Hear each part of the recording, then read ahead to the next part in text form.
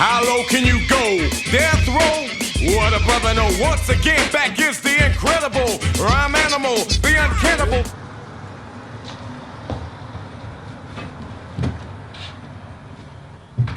So I'm in Kazakhstan, so this is the next country I'm going to be traveling. Not going to be spending a very, very long time here, but I'm going to be spending at least a week. Right now I'm in Astana, which is the capital, and I just came here from the airport. This is my AIR-BNB. Such a good deal on this AIR-BNB. I'll tell you all about that later. I'll just quickly outline my plans. Going to be spending a few days around Astana here in the capital, exploring it. Tomorrow, which is going to be in this video, I'll explain to you the rest of my plans for Kazakhstan. I'll see you guys in the morning, which is going to be now. I'm 4 hours in the future right now from Europe, so I don't know when I'm going to get to sleep, but wish me luck. I'll see you in 3, 2, 1.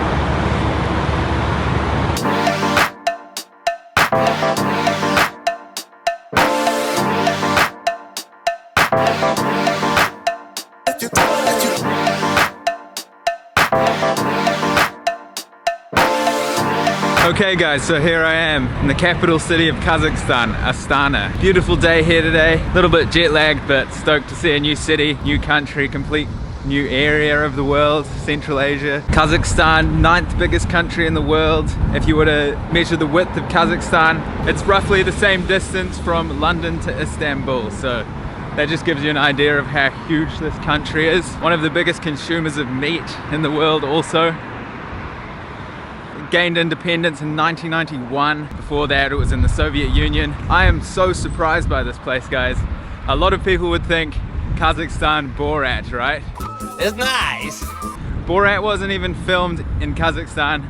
There were no Kazakh actors in Borat. The Kazakhstan part of Borat was filmed in Romania in a gypsy village. This is my country of Kazakhstan. This place is nothing like Borat. I don't think anyone really likes that movie here, but it did really boost tourism. So far, all the people that I've met are super friendly. Astana's only been the capital city since 1997. Before that, it was Almaty, which is an older city in the south east on the mountains of Kazakhstan. Sadly, I'm probably not going to make it to Almaty this trip because I managed to get a really cheap plane ticket to Astana from Hungary. In a few days, I'm going to be flying to Aktau, which is on the Caspian Sea. It's Kazakhstan's seaport. From there, I'm going to try my very best to get a cargo ship to Azerbaijan. Walk past this construction site and see what else we can find. I'm on my way to like the city center area, but there's so many futuristic buildings around here. It's kind of trippy. It's super clean. I've only seen one larder, which is surprising and kind of sad, but anyway, let's see what we can find.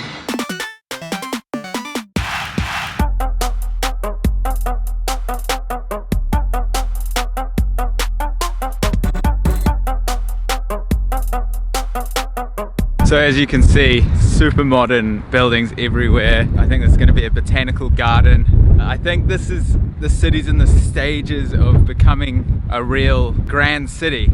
If you're like me and you're wondering, how did Kazakhstan get all this money to build all these incredible buildings and futuristic constructions and things like that? Well, Kazakhstan's actually one of the world's biggest producers of oil and natural resources, so they have a lot of mining in this country, and it actually makes up for 60% of the surrounding area's GDP, so a very rich country. And I think since it left the Soviet Union, it's kind of doing its own thing and really flourishing. You can see that they use Cyrillic writing. I hear that they're slowly trying to integrate Latin alphabet to try and make Kazakhstan a bit more unique and a bit different to Russia. The main language here is Russian. There is a native language, Kazakh, but more people actually speak Russian than Kazakh. So I think the government are trying to bring back that kind of Kazakhstan kind of uniqueness to the country, maybe. So I'm just walking into the city center, about 3.5 kilometers walk. So it's cool to do what I usually do when I arrive in a country, is just try and go for a long walk.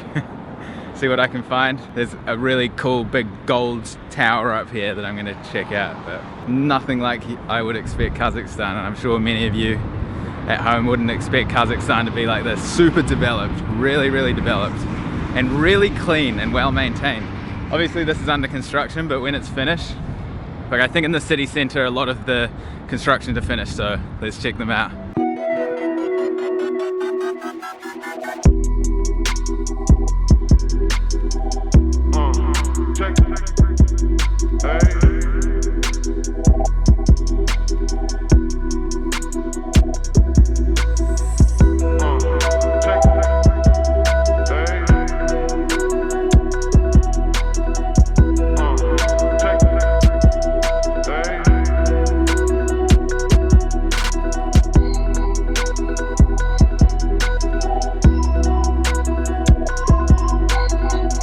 Alright guys, so I've arrived at the Bayterik Tower, I think I'm pronouncing that correctly.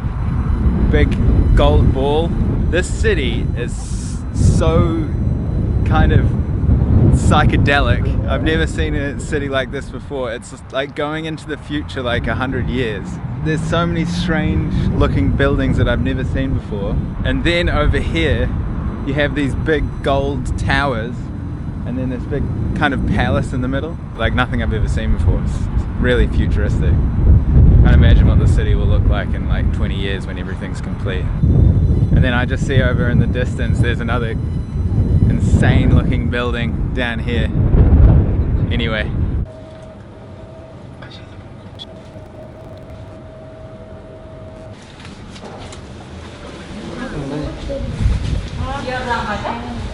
So I've made it inside the golden ball, came up the tower.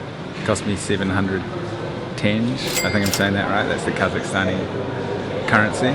So pretty reasonable for a touristic site like this, and views for miles.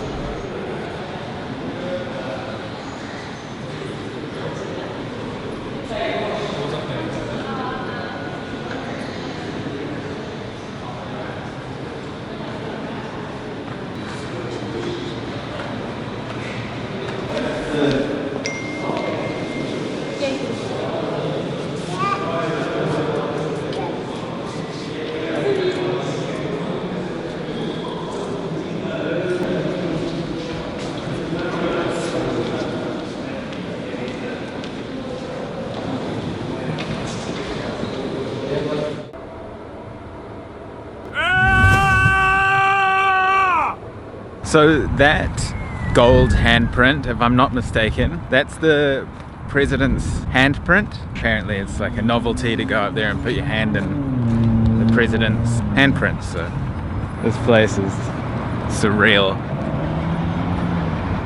I haven't seen many like little cafes or shops around or anything. Maybe if I go this way I'll find something. Pretty thirsty.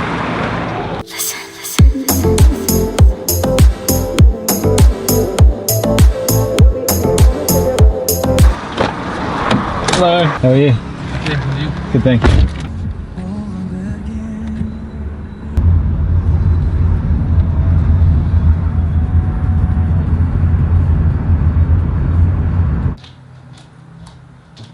Okay guys, so I am back in my Airbnb here. Got a little walk around the city today. Started to get a feel for Kazakhstan. It's super chill and relaxed. People are really calm and friendly. I've had a few interactions. Some people speak really good English here. Just before I went down to the local supermarket, and these young girls, they just started like speaking in Russian, and then after that they started singing "Welcome to Kazakhstan" or something. Really nice. And then we had a chat. I think they were like university students maybe, and they were like, "What are you doing here? Aren't you cold?" Because I was wearing shorts. It is a bit colder here than Europe, but it's warm, like the sun's out and things. Apparently in wintertime it gets minus 40 Celsius in Astana. No thank you, I won't be here in winter. Interesting fact, Kazakhstan is majority Muslim, I think around 60%. But yeah, there's definitely a lot here to learn. Super interesting history, and obviously present with all this kind of economic boom going on. That's it for today guys. Tomorrow there's still more to see. I didn't make it to the river today. I got an Uber back. The Uber cost like $2 US, I think, maybe less. The guy was his profession was a translator from Kazakh to English, so perfect guy to talk to, and he gave me some information about the ferry in Aktau over to Azerbaijan. So hopefully, fingers crossed, gonna jump on that. And it's a huge boat. It carries shipping containers, it carries trains and cars and everything. So hopefully I can get on that, because that's like a lifelong dream of mine, to travel on one of those. And the Caspian Sea being the largest body of water in the world, that would be a pretty epic experience. Even if I wasn't getting the Uber ride, it was worth the money just to, you know, talk to a local and to get that information. First impressions of Kazakhstan are really good. I'm stoked. I wasn't 100% sure when I arrived here, but now that I've been out walking, like, I'm starting to get a feel. And in a few years time, like I said, this city is going to be something truly magnificent, I think. Anyway guys, I will see you in the next video, and in case I don't see you, good afternoon, good evening, and good night.